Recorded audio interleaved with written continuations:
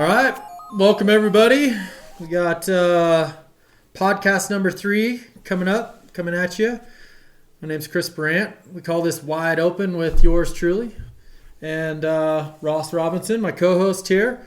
We've so it's pretty cool. This is episode number 3, and Ross, the first 2 have gone pretty dang well. Yes, it's been super exciting. Everybody's been loving the first 2 podcasts. We're on iTunes, Spotify, Google Play right now, and also on YouTube if you're watching right there. And so we really appreciate you guys watching, listening, and sharing on social that you're listening and tagging us. We really love to see it.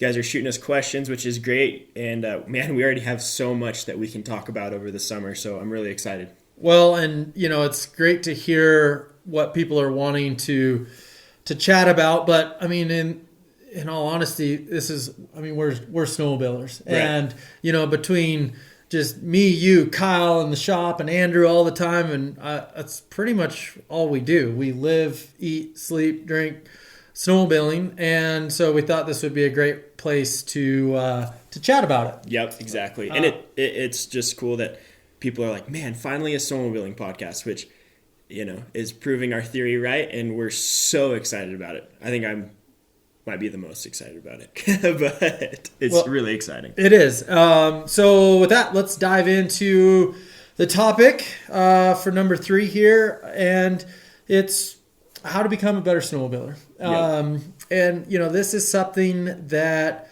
I've somehow found a way to make a living at snowmobiling, and that this exact topic is how I make a living, how I support you guys and my family and this business, is to offer a service that takes what we do on the mountain every day, and we try to teach that and implement that with the up and coming mountain riders, the mountain riders that have been doing it for a long time.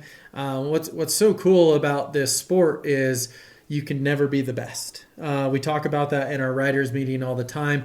What's so awesome about it is there's always another level, and there's always progression to be made. Even with myself and you, and we ride 6 days a week for 5 months out of the year, and then we go down in the summer because we're still not sick of snow, and we go ride in Chile. And so we ride a bunch of days out of the year, and yet we still are practicing the craft and working on the craft. And so when people come to us, and for those of you who don't know, we actually have a business called Burandt's Backcountry Adventure, where you can actually come 3 days, 4 nights, and learn how to ride your snowmobile, not have your snowmobile ride you. So of course, during that time, we're obviously working on technique, but the big one that we end up working a lot on is talking with the customers about proper sled setup, ways to make the sled work better for you. Yep. And it really does span that whole area of the rider being better, and also the sled being better, because it's like, why should you put these aftermarket skis on your snowmobile? Why should you put these aftermarket shocks, all of these different things? And when guys come and visit our shop and see us and have sometimes an opportunity to ride these products, they can feel the difference. And that's just part of what we offer here. And you always talk about it is people are not just investing in their snowmobile. Yeah, they're not investing in their just the snowmobile. When you come out and you spend your hard-earned money to come be a better rider, that's something that you're investing in your skill set and your riding that you'll be able to take with you forever. And there's no amount of money that you can put into your snowmobile that will make you a better rider. It's getting taught. It's breaking bad habits. It's 99% of the people who come here admit 100% that I am self-taught. I have bad habits. I see what you do. It looks so easy, but when I do it, it feels like I'm severely struggling with it and I fail. So that's what we get to do, and it's so awesome So let's rewind Yeah. a little bit. Yeah. This was our 12th year of guiding, doing Brandt's Backcountry Adventure. You've been with for 5 years. Yeah. 5 of those. It's pretty cool to see how our business model has shifted. In the beginning, my goal was to go show people what was possible on a snowmobile. Yeah. And we it basically went and kicked everybody's butt, got them stuck, showed them how cool everything was, and really opened their eyes to what is possible, not only with the sleds, but the type of terrain you can access. Yeah. As we've evolved, we've really, and it's been a lot more enjoyable, more fulfilling for me personally. We've really evolved into the teaching side of things, and it's interesting because the teaching side, you'll get the good rider or above average riders. Wow, I don't need to be taught. I mean, I'm already the best rider in my group. I don't need to go and get better. And why would I pay someone to go ride when I can ride for free? It's fun when we get those guys. Those are the guys that the light turns on and they say, wow, I thought I was doing it right. I thought I was getting stuff done. I have a lot to work on. And we describe it a couple different ways. One, we get a lot of beginner mountain riders. We get a ton of average mountain riders who understand the theory of counter steer, wrong foot forward, and they do it in more open terrain. We get a few good riders, and we get very few great riders. And what's really neat about our job is taking them whatever level they start on and bringing them up to the next one. Yeah. And like you said, I mean, when I started working for you and I was sweeping, kind of doing what Kyle does for you now, it was like you just went to battle every day and got just stuck and went in the deepest, darkest drainages we can find. And now that has changed to where, like in my group, I usually take the mountain series, which is kind of the average mountain rider or the more beginner mountain rider. And we're really working on technique. And my goal is at the end of 3 days, just like your goal is, we want these guys to have a new perspective on mountain riding and have the tools to go home, practice, and become better riders. So hopefully they come back in a year or two and it's like, we're on to the next step. And so many guys just, they look at riding and they're like, oh yeah, I go ride for fun, but why would I go practice? So it's like, just go practice for an hour every day and know what you need to work on. We all know you're weak on the right side. That's like everybody's weakness. Yep. So it's just awesome how it has transformed into that, and we just build way better relationships with the guys who come ride with us, and people love it. Well, and so what we're gonna do in this episode is we're gonna kind of talk about the 3 days of what our agenda is and what you get out of it. But first, let's talk about the day they arrive. Yeah. So when you come here, you have the option of renting our sleds. We have brand new sleds every year, which is really cool for people to have the opportunity just to jump on a plane, bring their gear, and show up and ride some awesome setup equipment out in the backcountry. But you also have the option of bringing your own sled. And we get a lot of people who want to learn on what they have, which is great. So we get all brands. And so the first thing is when they show up, bring the sleds in the shop, we all come up and start, what do we got here? We start investigating. Those bars are too tall. What weights do you have? I don't know. Why are your skis in the wide position? Why is your suspension set up like this? Yeah. Right? So a part of the experience is also talking about sled setup. And sled setup can be just as important as learning the new techniques, because without one, it's really tough to get the other. Yeah. And it's very easy these days. There's so many aftermarket parts on the market that you could buy something that would potentially hurt your snowmobile and hurt your riding experience, and after you might not even know it or realize it. So that's what's so great about, we believe in the products that we use, and it gives guys the opportunity to sometimes try these products or just really explain to them in depth why we do what we do to our snowmobiles. Yeah. So let's talk about the big 2 or 3 that we see that are the big mistakes. And again, the topic of this number 3 is how to become a better snowmobiler. Right. And how to become a better snowmobiler is to have a properly set up snowmobile. Yeah. For one, you have to have that. I'm going to go with the obvious one, not for the first, and that is handlebar height or handlebar position. For whether you ride a Polaris, Arctic Cat, or Skidoo, bar position dictates rider position. Rider position dictates how to effectively move the snowmobile when you're out. So, Ross, let's why don't you break that down and talk about how we should be setting up our bars when you're trying to get set up for mountain riding. Yeah. Well, so our rule of thumb is however the post comes out of this machine, so the post angle, a Skidoo is raked way back, a Polaris is more stood up, and the Arctic Cat's, I think, kind of right in the middle maybe, or it's stood up as well. Yep. But we want our handlebar to come off that post in a straight line because that just makes it very natural how the snowmobile will turn. If you have that bar pushed too far forward, we usually see them push too far forward. Rarely are they like slacked too far back, but too far forward just makes it really awkward and weird.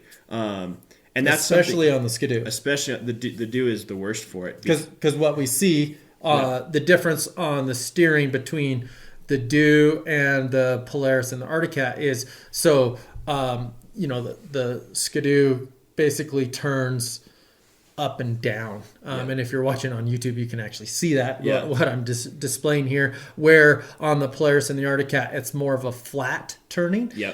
So you could see like on the Skidoo, and we see this so much, is where the riser block is stood up, basically sticking straight up from that post, and that really exaggerates, gets that elbow up when you're trying to counter steer, which again, everything that we're trying to teach out here is revolving around counter steering. So it just puts the rider in a bad position. And what's unfortunate is, so I mean, we spot that as they're driving down the driveway into our spot. We're like, uh-oh, we got tall bars. Oh man, and they're forward.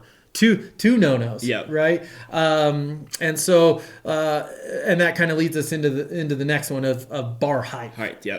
And the cool thing about, the positioning of the handlebar costs you $0. That is one thing that you don't have to change or do anything of. When we go to bar height, sometimes you have to modify that. I mean, that's what's awesome about our new Polaris is when you snow check, you can get what bar height you want, and for 90% of consumers, we believe that's the low bar. Well, and then so let's use that example. So I'm 6 foot tall, long lanky arms and legs, and I'm just kind of a taller guy. And I run the lowest bar possible. And the reason I do that is because, again, when mountain riding, we're constantly wanting to be on edge, which is pulling the sled up to you so we can traverse a side hill on one ski. And so anytime we pull the sled to us, that means it gets closer to us. If I have a tall bar, that tall bar wants to be up in my chest, giving me less leverage. Then I have to scoot back on the sled, and then I'm too far back, causing handling issues that will make, again, riding your sled harder. And I guess to kind of to bounce one thing off of you is... what's tough is, so we go to the guy like, dude, why are your bars set up? I don't know. It came like that from the dealer. And so that's a tough one. So we've done several videos and posts about talking about bar setup, but this is just another one to reiterate that it's extremely important and free to get your bar set up. Sometimes, like on the Skidoo and or the Cat, you'd have to buy lower risers, and on a Polaris, you would buy a lower bar. But that is the first thing that you should do is get your sled set up for you. And it's I think the common misconception is because like a long time ago, everybody was putting risers on. Yep. Now just half of us are putting risers on. So the common misconception is like when you're standing on it, you're like, man, this feels nice up here, like going down the trail, or in the shop, you try to get it on edge and you're like, man, I got a lot of leverage. But you put that 500-pound snowmobile on a steep hill, it is the lever against you, and it will win that battle every single time. So we try to minimize that by just dropping that all the way down, giving us a better advantage on the snowmobile. Instead of it, when your handlebars are way up high, it just flings you down the hill. And we see it quite often, but it's just, that is the biggest thing for us for sure, is the handlebar setup. Yep. So that's our number one agenda when we get one of our clients into the shop, and we basically help them get their stuff set up to where they are going to feel the most comfortable while trying to do the things that we're going to be teaching. Second one, and this one can be a little bit of a tricky one as well, is clutch setup. The one thing that you do have control of out on the mountain is the performance of your snowmobile. And so we see it time and time again. And we send this in our letter when you book a trip. Okay, get ready for the time of your life. You're going to be riding at 10 to 12,000 feet. And so you need to make sure that your sled is set up for these conditions. And then we get guys who show up here, and the first day, I mean, they're running around at 7,500 feet or 7,500 RPM, and the sleds won't even get out of their own way. And it's these little things, and it's for a lot of you guys who travel to places. A lot of our guys who are those dedicated dudes from Michigan and Iowa and Minnesota who are traveling to Cook City or Colorado or wherever. Yeah. You got to have your sled set up for the elevation. A good dealer will be able to help you with that. But that's something that we also offer on our end too, of just being able to help basically get your sled set up for elevation. Yep. That performance is the biggest thing, and we're changing clutch everywhere we go. We run different clutch weights essentially. For the Polaris, the Skidoo has clickers, I believe, still. I don't really know, honestly. Yeah, they do. So they're once you buy one set, I mean, you can use that set for years and years as long as you maintain weight bushings and stuff. So it is the best little investment is just to have the right set of weights for what you need to go do so you can get the job done and have a good day on the hill. Yeah. And then so after the two major ones, bar setup, clutching, make sure our sled's going to perform.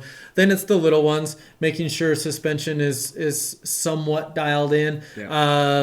And we're going to do a podcast on 100% suspension setup. We've had a lot of demand for that. Basically, how to set up a stock sled. What's the advantages of going aftermarket? How do you set up aftermarket suspension? So we're going to dive into that. But our general rule is here, basically, we're going to do everything in our power to try to make the sled easier to get on edge. Mm-hmm. And so generally that is a fairly soft setup. However, in the rear suspension, you want that to be not too soft where it just wheelies all over the place and around. And so that's where you'll see some of the advantages of going aftermarket as well. But with suspension, there's always give and take. So that's something that we'll dive into in a future podcast. So we've got suspension setup. All the sleds now, you can adjust kind of where your skis are. We like to be either in the center and or in the narrow. Again, just doing whatever we can to help get that sled up on edge and initiate better. Yep. So once we have, so that's a prerequisite. And already, people come in and say, well, I didn't think I was going to get yelled at for my sled not being right, but thank you for that. I think this is going to help. And Kyle will have your sled set up. If you're just like say hey, give him a nice compliment, he'll have your sled set up in about 47 seconds.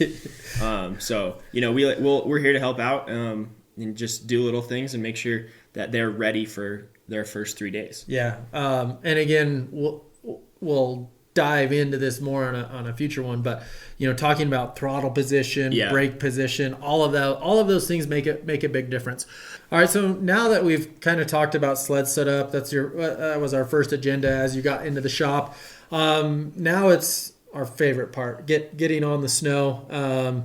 We got 3 days to change your perspective on what is possible with a snowmobile and hopefully give you a new skill set that you'll be able to take with you forever. Day one, please don't take this the wrong way, but I call it a kick in the balls. That's what day one is about. When you're self-taught or when you're new to the sport and or you've been doing the same bad habits for 25 years, that's what day one's all about, is breaking bad habits and essentially starting to implement the things that we're trying to teach you to let the sled do the work instead of the sled working you. Yep. And on that day one, before we even leave, we have our riders meeting, which is now way longer than it was before, because before it was like, all right, got all your stuff, don't do anything stupid, let's go ride. Now it's we go break it down, we talk to each guy, figure out what they want to get out of the experience, and it really kind of just sets the tone for what we're going to get into, and we can feel our guys out a little bit better. So, and what we ended up doing is I actually recorded part of Chris's riders meeting where he talks about the basics of mountain riding and posted on YouTube, and man, that video went really big and we really didn't do anything about it. Yeah. So we know that you guys are hungry for those kind of things. So if you want to, see some of that, that's on Chris's YouTube channel, the basics of mountain riding, it's called. Yep. One of my favorite parts about the riders meeting is going over all of the techniques that we implement while we're on the snowmobile. So I'm doing things in the shop on a sled, talking about foot placement, counter steering, how to get up on edge, and it's really entertaining. So I'm watching the group as I'm explaining this, and some of them it looks like I'm just talking to them in Chinese, which their nervousness went from here to about here for that first day, and it's fun to calm them down. Don't worry, guys. I know this, I have a lot to cover right now, but we'll go over it all again when you're stuck on the very first hill. And then so we do the riders meeting, and at the end of the riders meeting, we go through the whole group and we ask specifically, what do you struggle with? What's your experience, and what are you hoping to get out of this? And my favorite one is, well, I really want to learn the hop over.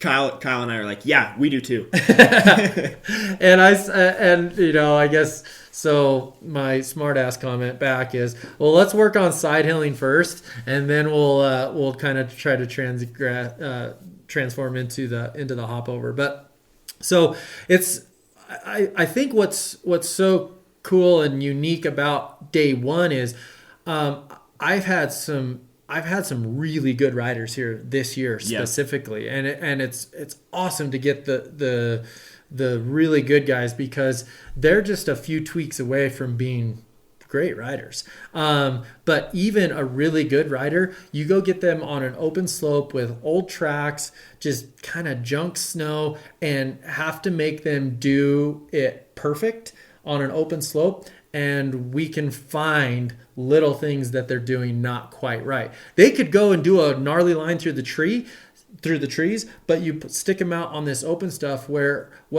how we explain it, you need to be a 10 out of 10 on the open stuff, so you can hope to be an 8 out of 10 in the trees. And that's something that I know you work really hard with your guys, because your guys aren't quite ready for the trees on day one, but it's our goal end of day two and all of day three to get them into that type of terrain. Yep. And, with my group, my favorite is when I get guys that want to learn and are ready to work hard.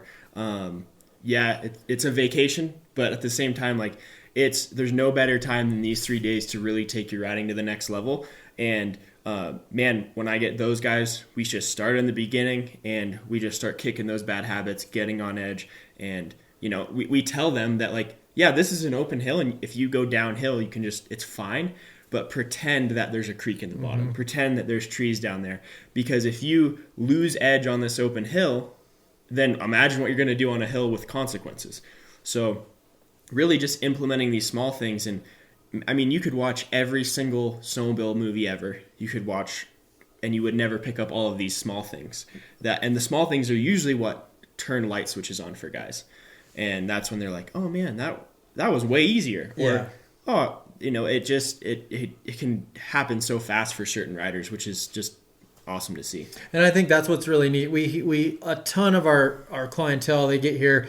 I've been watching your school videos forever and every YouTube video you make, and that's why I'm here. And those help, but just like you said, there's nothing that replaces us being able to, whoa, stop. Yeah. Your foot's too far forward, you're parallel with the running board, your eyes are down, your shoulders aren't square to the hill.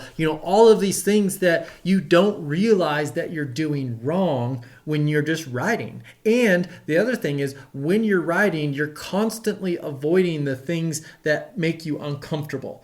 And that's called riding comfortable. And when you're riding comfortable, you're not pushing yourself. When you make a mistake out the open, you don't realize mentally that you actually made a mistake. You lost edge and you turned down. By the drills on day one, we are constantly pounding in your head that this is not correct of what you're doing, and we need to fix that. One of the things in the riders meeting, I stole this from somewhere, but if you keep doing the same thing, exact same thing, making the same mistake, expecting a different result, that is all we know the definition of insanity. So we have a lot of insane snowmobilers thinking that they can go on the right side, grab the mount bar, stick their butt out, hold the throttle, not quite wide open, but carry speed across the hill instead of technique, thinking that will work. And so, and that's just one example. Our biggest thing is you have to be comfortable with being on edge. And with on edge, you have to do three things at once. We talk about the counter steer, wrong foot forward, and the throttle is the most important part. The timing of all of that is 100% key. And then the big one is getting back in control with that finger on the brake. I always use my middle finger, so I'm always flipping people off constantly throughout the day, reminding them to get their finger on the brake, because the throttle is what moves the sled 100%. And if we're trying to move the sled with our body, then we're going to be worn out at 3 o'clock, which 3 o'clock we call Ghost Ride 30, because you're actually falling off your snowmobile and physically not able to do the things that you could do earlier, because again, you're muscling the sled instead of relying on technique. Mm-hmm. And the biggest thing is we guys wonder, they're like, man, you guys ride fresh snow all the time. We're like, oh yeah, it snows every single day here, which is not the case. How we're able to do that is we're so confident in these certain maneuvers, and one being like a downhill turn. I work with guys on that a lot, is being able to kind of poke your head into a new zone or a drainage and kind of see what's going on, and then being like, oh, it looks awesome down there, let's go in, or let's turn out. And, you're talking about brake. Earlier this season, I was filming with Phil, who we film with all the time. And he's going down this hill on edge, and I'm behind him, and I see his brake light like flickering. And I saw that, and then I started thinking about how much I was using the brake, and I bet him and I used the brake 100 times going down a 100-yard stretch of trees. So it's but you're using the throttle too, right at the same time. Yeah. Yep. To keep the track rolling, because if the track would lock up in that situation, you have the tendency to wash out. Yep. Which is that downhill descent. That's a whole another move. But what I explain to my guys is, because sometimes let's say you have an advanced group, and I have some guys that want to go with you, but we need to work on some things. I always tell them what we're doing here in the open on this less steep hill is exactly what Chris and his guys are doing in the gnarly. Like, it's the same thing. It's just to a T. Yeah. Yeah. Like, it's just more consequences. You have to be more aggressive, and you have to be on your toes. So, and in my group, unfortunately, you're going to get stuck way more. Yeah. I call my type of teaching forced learning, because I'm going to go put you in a situation that you have to do it correctly. And so at the beginning of day one, I have like 7 guys, right? And then day 2, I'm down to 4. And day 3, I'm like got one guy left who wants to still kind of ride with me, and Roscoe's got like 12 guys. It's awesome. The Ross and Andrew train is looking pretty good sometimes by day 3. Okay, that's not exactly like that, but yeah. But so, we talk about in the riders meeting our 2 hand signals that you're going to see from the guides the most. And that is, finger on the brake. I use my middle finger. Roscoe is a pointer finger guy. And then eyes up. And so it's the eyes up deal it's crazy how that affects you. Is your body can only do what your mind tells it to do. And when you're looking down or looking at the tree, you end up at the tree. And so that's just how that's how it works. And so that hand signal of eyes up, you're never going to be able to accomplish what you want to accomplish if you're staring down at your bumper. Right. Yep. And it's like, I always use the example. It's like driving down the freeway and you look at your speedometer and you're doing like 85 and the speed limit 65. It's because you're looking so far ahead that you don't even realize how fast you're going. So when your eyes go up, everything changes for guys, and it's the hardest thing. And especially like I go yell eyes up, eyes up, eyes up, and then after lunch it's like guys start to get tired, and then I'm yelling it still and their eyes go back down and they're back looking at their bumper. So that's kind of, we try to end day 1 on a positive note, but sometimes our guys get a little tired and so then we call it a day. Well, and so again, kind of to recap what day 1 is about. It's okay, we're going to go do some drills. We're going to go get out on an open slope. We're going to see the skill level of our riders. And within our group, there's always a skill level here, here, and here. That's why we ride with a lead guy and a sweep guy. And most of the time, we're still able to ride with everybody together. But sometimes there's some separation there. And, hey, Andrew, I want you to take these 3 guys. They're starting in the basement. They need to understand how to counter steer wrong foot forward. And then we get a couple guys, we get up on the slope who already understand the theory, but just need to work on the technique side of things. And so, that's what day 1 is all about, is trying to figure out how to understand the technique side of things and breaking bad habits. And that's what the focus and shift is to day 2. And day 2 is a big one. At the beginning of day 2, guys are sore and tired. But the great thing about it is they are mentally, they know what they're getting into. Yeah. They know the type of terrain that we're going to go ride. They are starting to understand the snow, the equipment, the sleds, all of that stuff. And so day 2 is where we really start to see some progression.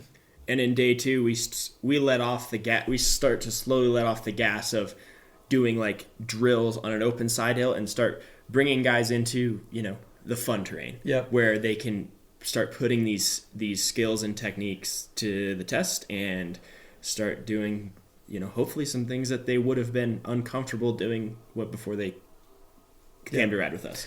Yeah. And one thing that I'm not the nicest teacher, because I'll use the term, I'm an aggressive teacher. And I'm an aggressive teacher because, for one, I only get you for 3 days. And for 2, if I see you not doing it quite right and I let that go, then again, you're going to think that is okay. And in a pressure situation, you're going to revert back to what you know. And in those pressure situations where you're in the trees, you have to be on edge, or you start to lose edge, you hit an old track and something happens. I want you I want your go-to to be what we're teaching you. And so if I just patted you on the shoulder and said you were doing a great job, and you weren't quite doing it perfect, then you wouldn't get better. And so that's what's cool about day 2, is because of the kick in the balls of day 1 and oh my gosh, this is harder than I thought. How many times have we heard, I usually do better than this? Yeah. Well, you usually do better than this because you're riding in conditions that you're familiar with. You're riding in easier terrain, better snow, right? So all those factors really lead up to you riding within your comfort zone. Right. And our goal is, of course, we don't want you riding over your head, but we're going to push you to getting more comfortable being uncomfortable. Yep, exactly.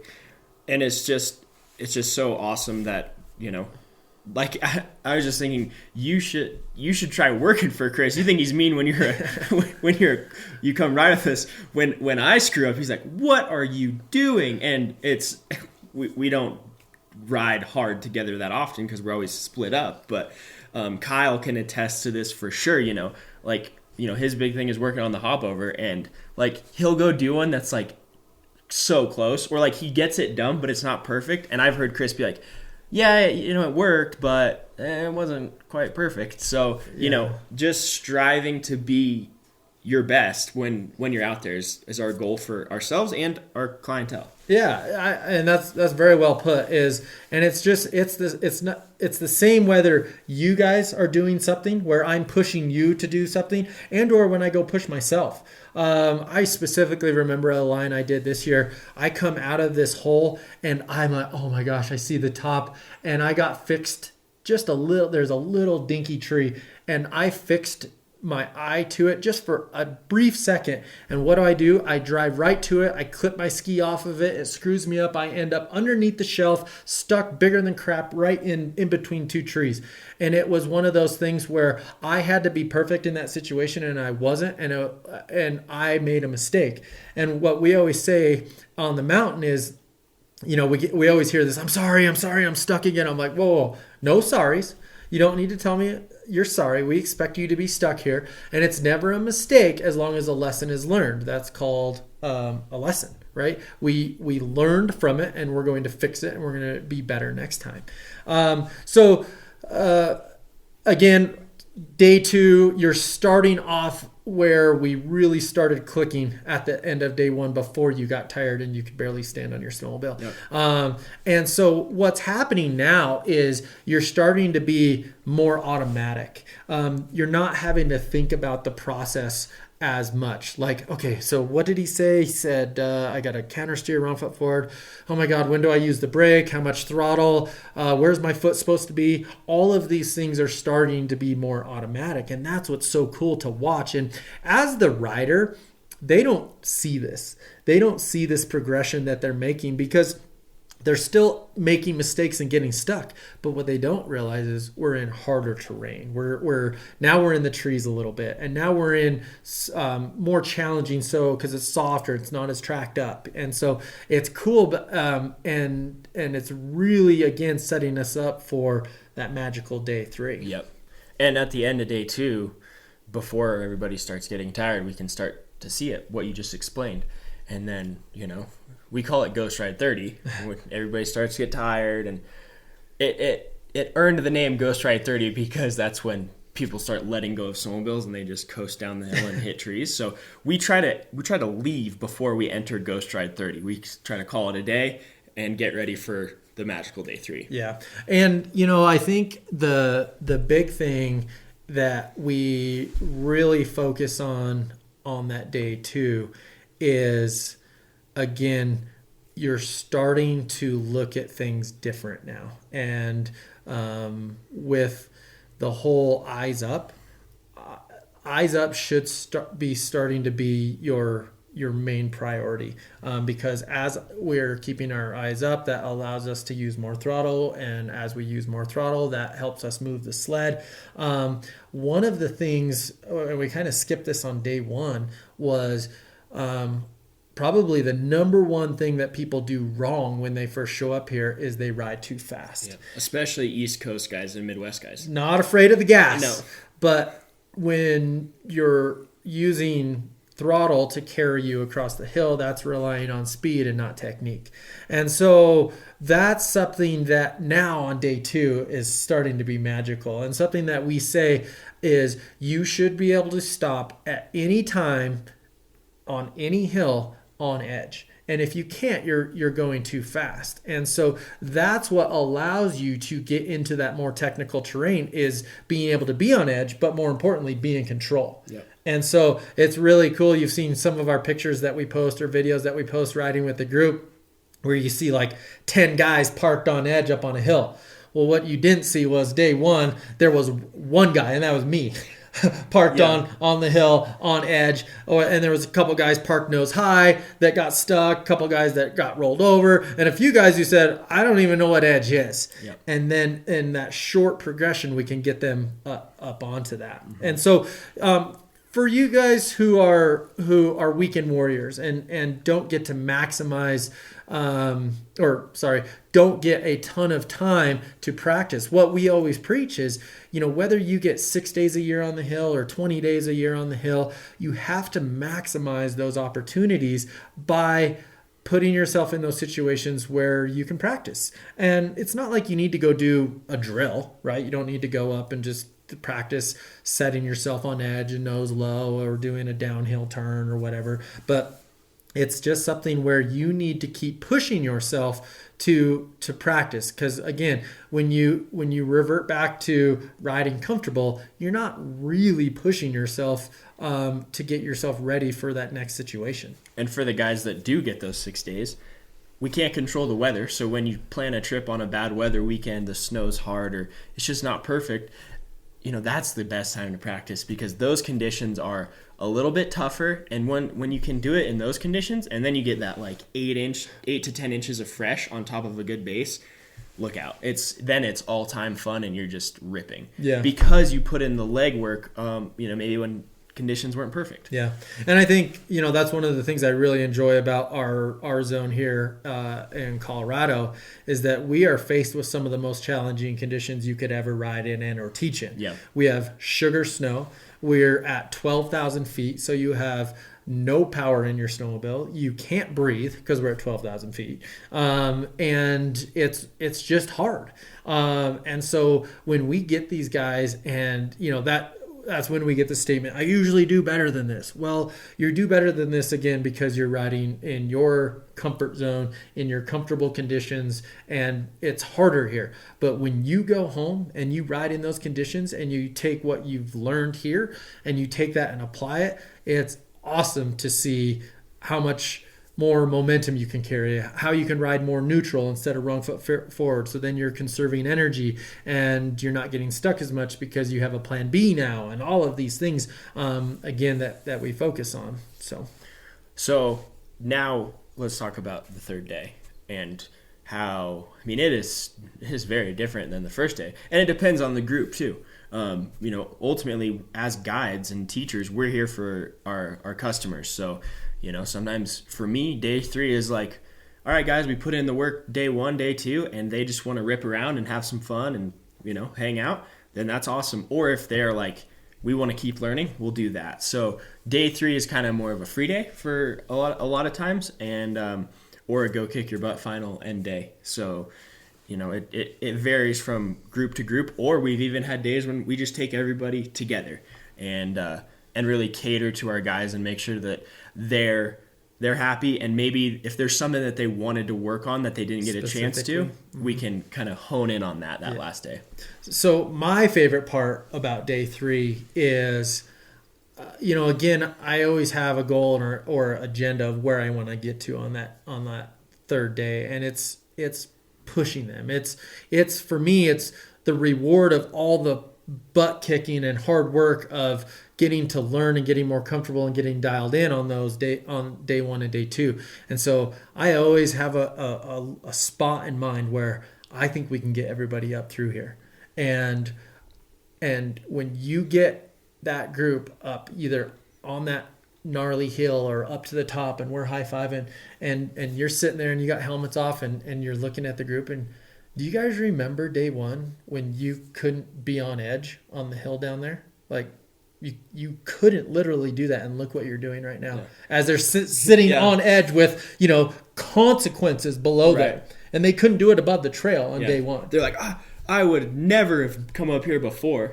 That, I mean, for me, that's my favorite part about day 3 is just to reap the rewards of, to be honest, all the work. And that's the one thing that we stress in our riders meeting, and that we can't reiterate enough.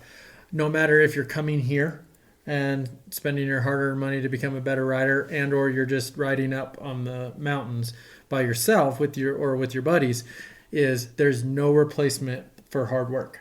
And you can't become a better rider just tooling around. And if that is your goal and your agenda is just to go ride, that's fine. I totally respect that. And but for guys to be successful here, you have to put the work in 100%. Mm-hmm. And that's what's always so rewarding on day 3, is to see what happens when you do put the work in. Yeah. And I think as guys, because of the way that we're structured, and it's an expensive trip to come out here, and I think of guys like my dad. He doesn't really want to go to the NAR anymore. Like, he's out there just to have fun and rip around. But man, if I can make that easier for guys like that, hone the skills, kick some bad habits, and make their current zones that much more fun, then we see a lot of guys leave with like just a new expectation on riding for themselves, and how much more fun it can be. Well, and I mean, how many times have we heard, they're so jacked at the end of day 3, especially like we're sitting in a spot that they would never have ever thought to take their snowmobile, right? And they say to their buddy, dude, we're going to go into hell's hole and we're going to get out of that. Yeah. Right. Yep. And so it's really awesome to be able to revitalize the sport for these people that thought they were getting stuff done, mm-hmm. right? They thought they were good riders, and maybe they were good riders at home with their group because they were the best guys. But when they come here, they got exposed to what's next. And I think that is the coolest part about my job is, this year we got several of these messages, and it's just really humbling is, I got more out of this than I expected. And we were coming here just for fun and for something new. And we left here with something that we'll never forget. And we have a lot to work on, and we'll see you next year. Yep. And that's really cool. And we even had a couple guys this year who came early season, maybe kind of got their butt kicked, struggled, had a lot to work on, went home, practiced like crazy, came back late season with something to prove, and we're like, holy cow, you're a total different rider. Yeah. Like, they went home and worked on it, and it's just, that's what's super fun to see, is they show up and they're like, I've been practicing. Dude, we had Pilot Lee. Yeah. He first day up at Grizzly, we had, I had the more advanced group and the guys who needed to go work on stuff. And, we asked people kind of, where do you think you are? And Lee's like, oh, yeah, I'm going with you, Chris. First 15 minutes, he's like, I do not belong here. I need to get the hell out of here. Yeah. But he persevered through it, but he took it to heart. And that's what's cool about our clientele is we're competitive people. We don't want to suck at something. We want to be good. And the only way to be good is to practice and work on it. And Lee came back end of March with determined and had put a lot of work in throughout that middle part of the season and kicked butt. So it was cool. It was super cool to see.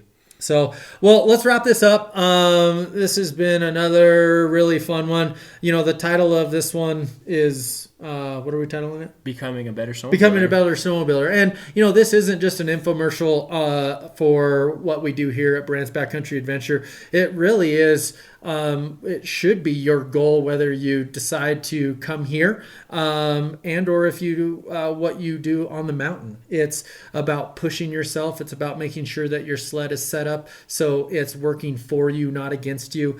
And it's in the end, it's pushing yourself. And, those are the things that we do here. So it's convenient that when you come here, you get all of that. But for those of you guys who just want to become that better rider, the only way to do it is to go work your ass off, and that's it. And so we've got a lot of fun stuff to talk about in the future coming up. I don't know what we're going to do on the next one. Yeah, well, we'll think of something. It won't be long either. Yeah. And you just said it wasn't an infomercial, but I just remembered we're running Snow Check right now for 2020. That's true. So this is actually timed quite well. That we have some dates that you can come ride in the mountain series, probably with myself, and go practice what we were just talking about. And if you snow check with us, you can get $500 towards climb gear, which is pretty insane. Yeah, $500 in free climb gear just for coming out to become a better snowmobiler. So that kind of makes sense. Yeah, that sounds like a good time. Can I sign up for that? No. Oh. All right. Well, thanks guys for listening. We really appreciate it. If you're listening on iTunes, write a review, subscribe to us on iTunes, follow us on Spotify. Just stay connected with us. We really appreciate it. Thank you for watching on YouTube. We'll see you guys soon. We'll see you next week. Hopefully Ross can figure out how to make this work when he's in Oregon and I'm here. See ya. See ya.